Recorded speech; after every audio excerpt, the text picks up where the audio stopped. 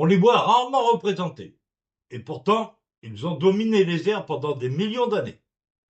Palaeodic-Thioptera n'est pas un nom facile à retenir, ni à prononcer.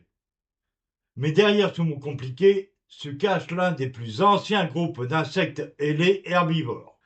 Leur taille, entre 10 et 15 cm, elle comprise, pour la plupart des espèces. Leur corps est mince, allongé, avec deux grandes paires d'ailes membraneuses, parfois une troisième paire rudimentaire à l'arrière. Ce qu'on remarque tout de suite, c'est leur tête allongée, terminée par un rostre rigide, un vrai bec d'aspiration, parfait pour percer les tiges et boire la sève. Avec ça, ils perçaient les feuilles des premières plantes vasculaires, fougères géantes, lycopodes, pour en aspirer la sève. Contrairement à Meganeura, ces insectes ne chassaient pas.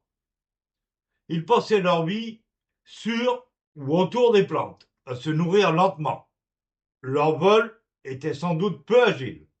Pas de manœuvre rapide, mais des déplacements courts, de feuille en feuille.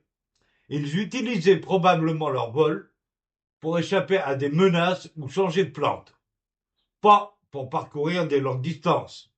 On en a retrouvé des fossiles très détaillés, notamment dans les schistes carbonifères d'Europe et d'Amérique. Leurs ailes laissent voir un réseau de nervures très dense, d'où leur nom, les ailes à maillage ancien. On pense qu'ils vivaient en petit nombre, éparpillés dans les forêts humides, comme des pucerons géants avant l'heure. Et bien qu'ils soient moins impressionnants que Meganeura ou Arthropleura, ils jouent un rôle essentiel. Ce sont les premiers insectes à interagir étroitement avec les plantes terrestres. En quelque sorte, les premiers jardiniers discrets de la Terre.